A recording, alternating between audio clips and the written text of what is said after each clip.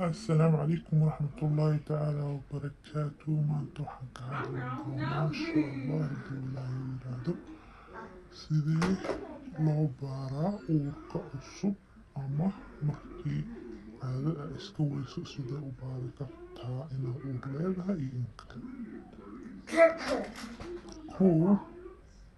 Haddaad dhaafto xilliga dhiigga caadada laba mid ay noqon kartaa, waa ima inay jirto uur ama inay jirto infection.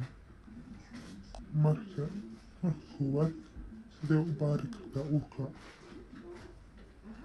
ama dhiigga iskaga baaraysaa ama kaadada aad ku baaraysaa. Calaamadaha oo lagu yaqaano uurka waxay tahay madax xanuun, bog xanuun, dhabar xanuun, labo joogto ah,